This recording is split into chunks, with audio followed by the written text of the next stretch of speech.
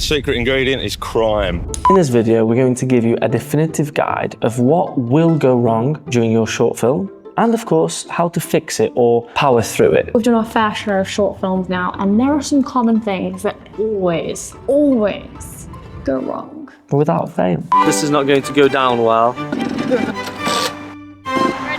That actually could work.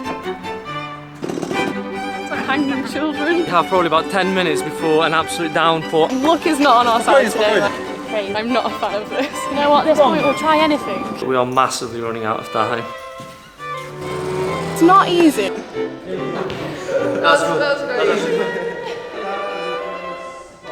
I think it's finished. The first one probably will not surprise you. Weather. So the weather's gone to shit.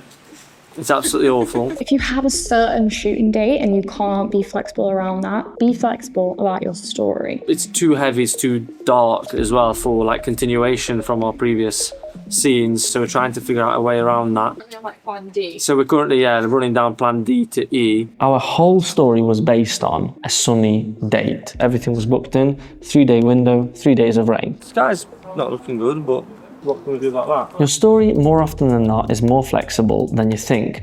Of course, we imagine it in a certain way, we script it, we do the pre-production meticulously. But you have to think, how can I portray the key values, the core message of the film, while pivoting and making things work in the conditions that you have?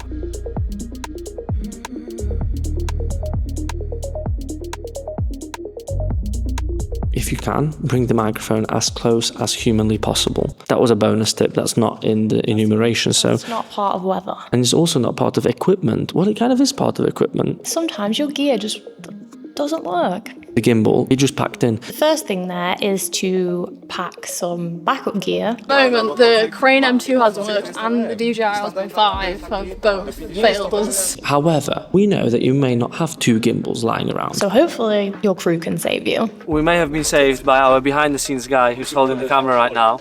We're going to try and balance the phone on an actually full-grown Ronin and see if this is going to be viable. Even if it's a tiny shooting crew, but you're just, making a film with your friends, there's 2-3 of you, they might have an idea, they might have the gear to lend you. Believe us, your crew will move heaven and earth to save your story.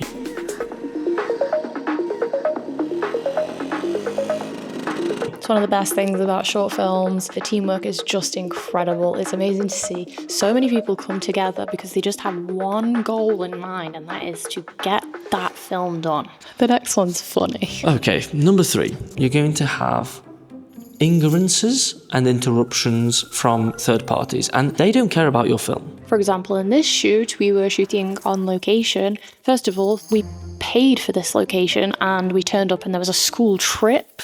We literally said location. We literally paid for like a palace to shoot there, to have rights to shoot there, and it was open to the public. Not only that, we had set up lights, we'd set up cables, everything, and literally a school kid, like school kids of about 8 to 10 years old, are running around our set, our equipment. We were mortified. Obviously. And this isn't even the biggest problem. Blue hanging babies. I don't know if you can say that. We've arrived at the first location of the day, a lovely palace, but we've turned up and there's these weird blue plastic things everywhere. Modern art installation, I think you would call it. Yes, blue creatures lying about the palace. Not what we want in the shot, it doesn't look very aesthetic. Including some monkeys that were hanging from the balcony, which unfortunately from a distance did look like children. We're going to be working on getting rid of those for the next half an hour. The lady in charge was convinced that this was like high art, and she's like, oh, we can't move these. And we literally had to persevere. We were like, look, these monkeys are going. So if someone tells you can't do something, just do it anyway. But that's not the moral of the story. We did get permission, obviously, didn't we? Yeah, but we would have moved them anyway. Well, yeah, we would have moved. I would have cut them down. So the tip here is assertiveness. You have to be assertive on your short film. You have to be the person that cares the most about your short film. Take ownership, be assertive, be the boss. We demanded that the woman call her boss, and eventually we managed to get them removed. We got permission to like reel them in. Hoist them up to the balcony. Number 4, time pressure. Probably the biggest one on any film set. Okay, quick update, we are massively running out of time. The time pressure comes in the most unexpected ways. You think you're ahead, Yeah. and then bam! If there's a moment on set where you're feeling comfortable and you've got spare time. Brace.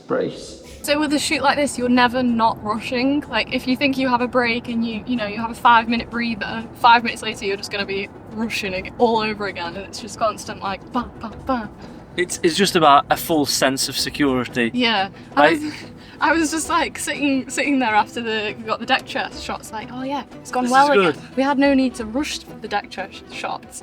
And then 5 minutes later, we're speeding to the next location, like stressing because of the weather. Due to weather, so it's, no matter how hard you plan and how hard you try to be on top of it, if the weather's not cooperating, it can be a separate challenge altogether. So the race against time. Everything to go wrong. Yeah. It's the best thing. If you are running behind, the key is to revert to basics. In the Vespa scenes, we were running out of time. We shot everything handheld with just a bounce to fill in the light, and even if it's not looking 100% how you want it to, remember that story is king.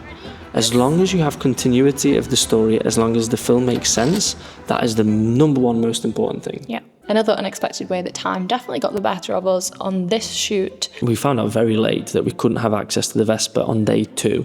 And day 2, we were supposed to be shooting at the Palace, where the couple was supposed to arrive on the Vespa. And then they were supposed to drive back to Warsaw on the Vespa. Anyway, the Vespa was very much necessary. And so we brainstormed. We stood out in the rain, the whole crew, and we were just brainstorming away like Billy-O. Siedzą w metrze. They are sitting in... Oh, okay, they are sitting on the bus. No public transport, I don't believe it. So what, you want a horse and carriage? Could work, yeah. A lot of work for Kajetan to try and sort that out. That actually could work, yeah. What about those tourist things, those tourist traps where you get a guy on a bike that takes people in the back? No. And I genuinely think that our story gained another dimension because of this restriction. Because what we did was we, used the magic of cinema to pretend that the Vespa is stolen at the Palace. And they have to hitchhike back to Warsaw, which gave us room to use this vintage Polish car.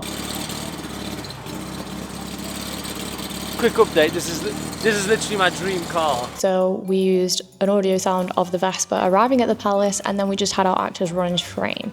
And props. They ran in the frame with the helmets. We kept the helmets, so we used audio and props to tell the story, even though we didn't have the Vespa. But the audio of the Vespa was actually legitimate audio of the Vespa, which we recorded, knowing that we couldn't have the Vespa. Literally, we're trying to record some audio. We've not recorded audio all day and it's been peaceful. Now, church bells going, trams going, the whole city's alive all of a sudden. I feel like the world has hated us today. High five. Very nice. Moving on to number 5, restrictions. And I will just say one thing. The world is full of bureaucrats. Don't respect them. They're bureaucrats! I don't respect them! You have to be willing to put your skin in the game. Sometimes risking pushing the limits. The interesting thing is, we have one of the most iconic locations in Warsaw, overlooking the Palace of Culture.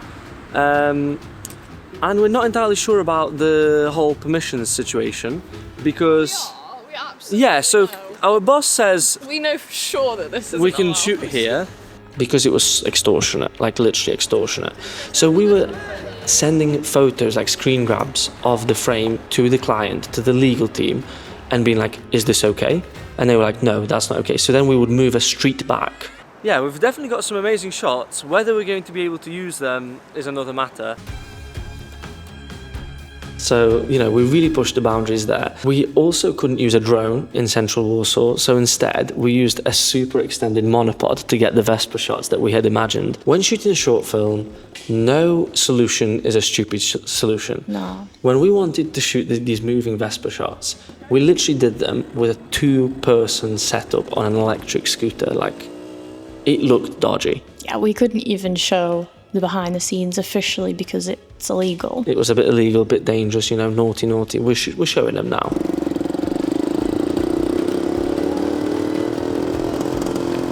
We've lived through a lot now. If it works, and it did work to get the shots, then it's not a So stupid. Not a stupid solution. I think it's time for a bonus tip, which has to come from the directress herself.